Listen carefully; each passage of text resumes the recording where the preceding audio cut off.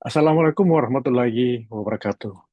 Ketemu lagi saudara-saudara mahasiswa di Universitas Nusa Putra.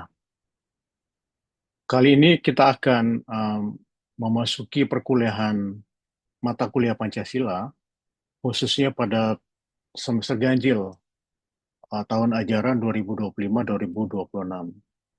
Saudara-saudara mahasiswa, perkuliahan ini akan kita lakukan secara online dan rencananya kita akan lakukan 14 kali pertemuan, di mana 7 kali pertemuan itu akan kita lakukan uh, sebelum ujian tengah semester, dan 7 kali sisa perkuliahan itu akan kita lakukan menjelang ujian akhir semester nanti. Baik, pada perkuliahan yang pertama ini, ya kita akan membahas tentang konsep dan urgensi Pancasila sebagai ideologi negara. Nah, tentu Pancasila bukan suatu hal yang asing buat saudara-saudara mahasiswa, karena sejak di bangku SMP dan SMA, kalian sudah belajar Pancasila, dan apa yang kita akan pelajari pada kali ini adalah kita hanya ingin mendalami dari pelajaran-pelajaran yang saudara-saudara telah dapatkan sejak duduk di bangku SMP dan SMA. Nah, Pancasila sebagai ideologi negara, pertama kita lihat dulu apa itu definisi ideologi. Nah, definisi ideologi di sini kita akan lihat dari bahasa Yunani, di mana disebutkan bahwa, atau dalam bahasa Yunani, ideologi itu terdiri dari dua kata, yaitu idios dan logos. Nah, idios itu artinya gagasan, kemudian logos itu berarti ilmu. Itu artinya uh, uh, kombinasi antara idios dan logos itu yang memberikan perspektif bahwa ideologi ideologi itu adalah merupakan uh, ilmu yang membahas tentang gagasan-gagasan. Nah, kemudian yang kedua dari perspektif umum, kita melihat bahwa disebutkan bahwa ideologi itu adalah merupakan satu sekumpulan ide atau juga disebut gagasan atau keyakinan dan kepercayaan yang menyeluruh dan bersifat sistematis. Kemudian yang terakhir itu, kalau kita lihat dari perspektif etimologis, ya, maka ideologi itu disebut sebagai ilmu tentang gagasan atau ilmu yang mempelajari tentang asal-usul ide. Nah, itu adalah tiga uh, definisi, ya, dari ideologi, baik dari perspektif bahasa Yunani, kemudian dari perspektif umum atau hal-hal yang common dalam kehidupan kita sehari-hari, kemudian yang ketiga itu dari perspektif etimologis. Nah, sebenarnya apa fungsi ideologi? Tentu kita banyak mendengarkan ada ideologi Pancasila, ada ideologi komunis, kemudian ada ideologi kapitalis, kemudian ada Leninisme dan seterusnya, Marxisme dan sebagainya. Nah, kalau gitu apa fungsi ideologi itu? Fungsi ideologi itu adalah merupakan pemandu tindakan sosial individu di dalam suatu masyarakat. Ya, di masyarakat di mana saja gitu. Kalau di Indonesia tentu Pancasila itu akan menjadi pemandu tindakan sosial kita dalam kehidupan masyarakat bangsa Indonesia. Kemudian yang kedua itu adalah menjadi sumber inspirasi norma dan nilai-nilai sosial dalam kehidupan bermasyarakat. Kemudian yang ketiga menjadi panduan bagi individu di dalam menemukan identitas dirinya. Ya, baik itu dia menganut ideologi sosialisme, menganut ideologi komunisme, menganut ideologi kapitalisme dan seterusnya, nanti akan tercermin atau individu-individu itu akan tercermin, ya, dari ideologi-ideologi yang mereka jalankan atau mereka yakini.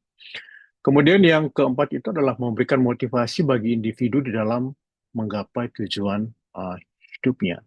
Nah, hal ini disebabkan karena setiap orang tentu akan meyakini, ya, terhadap ideologi yang mereka anut itu. Ideologi itu mereka mengharapkan atau mereka berkeyakinan bahwa di kemudian hari ideologi itu akan memberikan penghidupan yang layak terhadap mereka.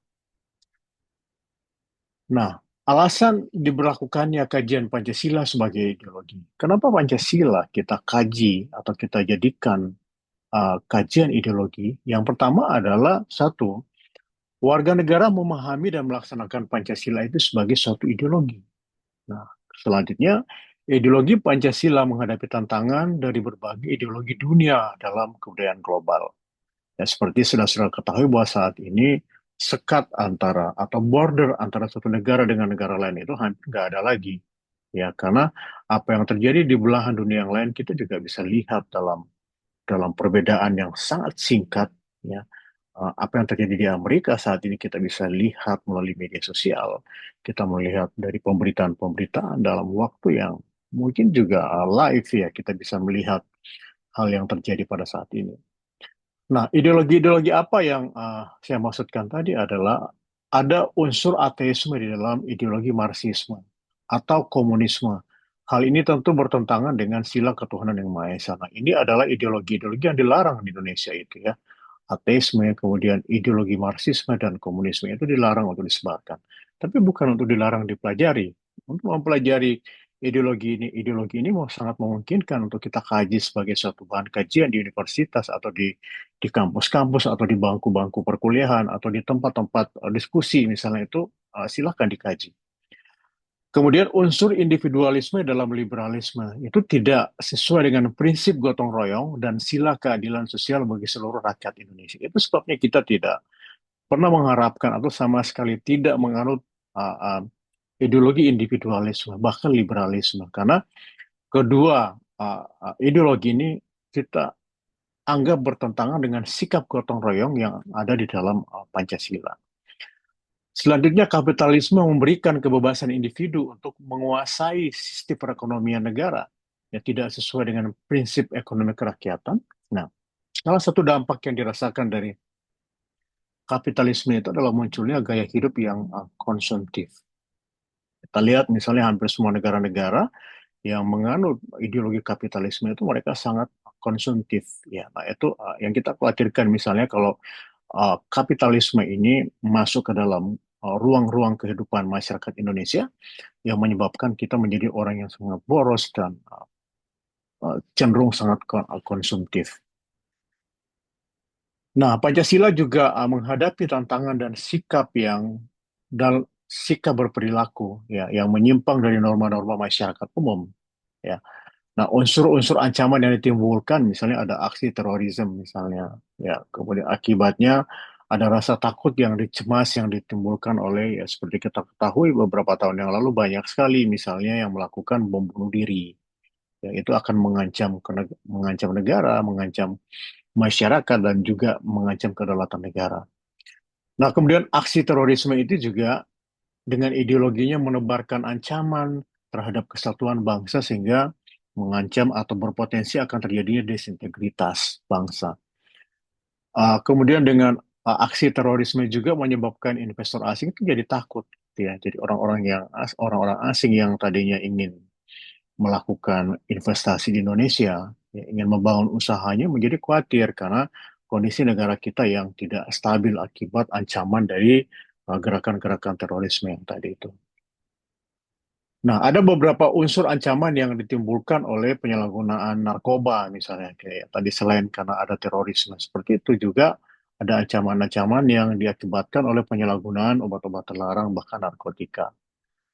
Nah, penyalahgunaan narkotika itu di kalangan generasi muda tentu kita pahami, kita sudah semua tahu bahwa itu akan dapat merusak masa depan, merusak kesehatan, merusak perilaku, merusak sendi-sendi perekonomian dan seterusnya. Kemudian perdagangan narkotika di Indonesia dapat merusak reputasi negara Indonesia. Ya, seperti kita lihat ada beberapa negara misalnya di belahan dunia tertentu yang sangat terkenal dengan kartel narkotikanya, sehingga orang tuh enggan untuk ke sana gitu ya, apalagi untuk berbisnis, apalagi untuk melakukan investasi di sana, karena maraknya perdagangan narkoba yang nyaris tidak dapat ditangani oleh pejabat atau para petugas keamanan yang ada di sana. Kemudian perdagangan narkotika sebagai barang terlarang itu merugikan sistem perekonomian negara Indonesia karena peredaran yang ilegal dan tidak sesuai dengan tentu melanggar peraturan perundang-undangan. Nah, penyelenggara negara memahami dan melaksanakan sebagai ideologi negara. Nah, pelaksanaan ideologi Pancasila bagi penyelenggara negara merupakan suatu orientasi kehidupan konstitusional. Nah, unsur penting di dalam kehidupan Pancasila sebagai orientasi kehidupan konstitusional. Satu, saling menghargai dalam kekhasan masing-masing. Kemudian yang kedua, tidak ada diskriminasi antara satu etnis dan etnis yang lainnya, antara satu kelompok masyarakat dengan masyarakat yang lainnya, antara satu gender yang satu dengan gender yang lainnya. Kemudian pluralisme sebagai nilai dasar Pancasila untuk mewujudkan Bhinneka Tunggal Ika.